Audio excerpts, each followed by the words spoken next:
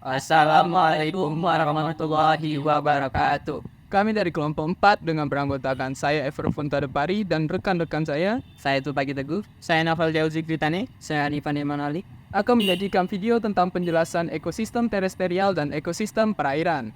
Semoga video yang kami sajikan ini dapat bermanfaat untuk teman-teman semua, terutama bagi kami sendiri, dan selamat menyaksikan. Oke teman-teman, di sini saya akan menjelaskan apa itu ekosistem terestrial. Ekosistem terestrial adalah ekosistem yang terdapat di daratan, seperti daratan kering, hutan, padang gurun, padang rumput, dan lainnya. Ini adalah lingkungan di mana organisme dapat hidup dan berinteraksi satu sama lain dengan faktor lingkungan fisik seperti tanah, iklim, dan topografi. Ekosistem terestrial ini mencakup berbagai tipe, termasuk hutan hujan tropis, padang rumput, gurun, hutan boreal, dan lain-lain. Masing-masing dengan karakteristik uniknya tersendiri. Dalam ekosistem ini, flora dan fauna berperan dalam menjalankan fungsi ekologis, seperti siklus nutrisi, rantai makanan, dan pengaruh terhadap iklim regional. Untuk contoh yang kami ambil adalah hutan Kota Jambi. Mengapa kami memilih hutan Kota Jambi?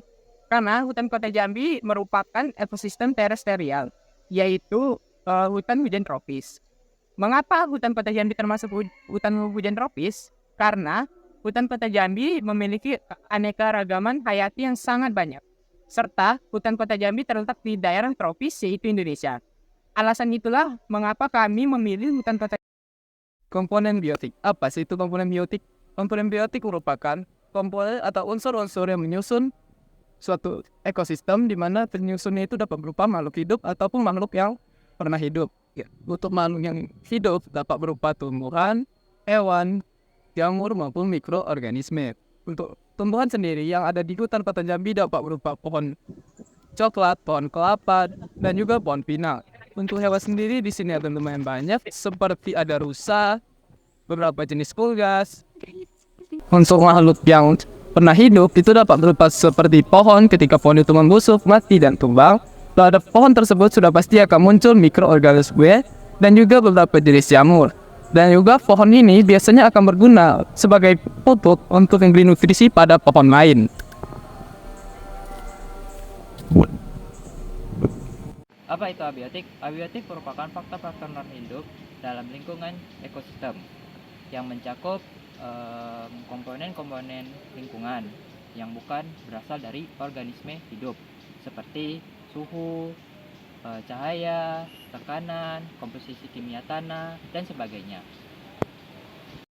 Faktor-faktor abiotik ini mempengaruhi ekosistem dan memiliki peran penting dalam kehidupan untuk menentukan jenis organisme apa yang bisa hidup dalam suatu daerah. Ekosistem perairan adalah suatu tatanan yang ada di dalam perairan dan sekitarnya, yang terdiri dari makhluk hidup di dalamnya, dan lingkungan air itu sendiri dapat berupa ikan dan tanaman air. Contoh dari ekosistem perairan adalah perairan tawar dan perairan laut. Kemudian beberapa contoh dari ekosistem perairan adalah seperti laut, sungai, akuarium, dan danau.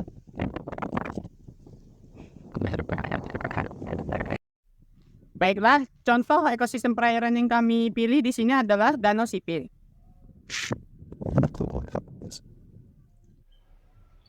Alasan kami memilih Danau Sipin sebagai tempat observasi kami adalah karena Danau Sipin termasuk ke dalam ekosistem perairan yaitu danau. Mengapa Danau Sipin termasuk ke dalam ekosistem perairan danau? Karena Danau Sipin pertama yaitu memiliki luas dan kedalaman yang signifikan. Kedua, airnya yang stasioner. Ketiga, yaitu ekosistem yang khas. Dan keempat, asal-usul geologisnya. Sebab itulah kami memilih Danau Sipin sebagai tempat observasi kami. Baiklah, sini saya akan menjelaskan tentang komponen biotik yang ada di Danau Sipin. Untuk komponen biotik sendiri merupakan makhluk-makhluk hidup yang menyusun suatu komponen yang ada di suatu ekosistem. Untuk ekosistem Danau Sipin sendiri dia merupakan sistem ekosistem perairan. Untuk contoh-contoh makhluk hidup yang ada di sini seperti beberapa contoh ikan, seperti ikan lele, ikan seluang, dan ikan emas. Dan untuk jenis hewan lain dapat berupa burung dan juga capung. Untuk makhluk hidup tumbuhannya dia dapat berupa eceng gondok dan juga lumut. Biotik dan interaksinya dengan komponen biotik lainnya dapat berupa antara eceng gondok, lumut, dan ikan. di mana ikan memanfaatkan eceng gondok sebagai tempatnya berlindung dan tempat menghasilkan makan. Kenapa? Karena lumut sendiri tinggal di bawah eceng gondok, di mana lumut ini akan membantu menetralisir suhu-suhu air yang ada di bawah, di mana ikan akan menjadikan tempat itu sebagai tempat beristirahatnya dan tempat berlindungnya. Oke, di sini saya akan menjelaskan komponen abiotik yang ada di dalam danau sipit. Yang pertama itu air, tanah, dan batu. Di sini hubungan antara biotik dan abiotik, yaitu pertama air sebagai tempat hidupnya ikan dan hewan-hewan yang di dalam air. Kedua, batu sebagai tempat perlindungan hewan-hewan kecil seperti ikan dan udang.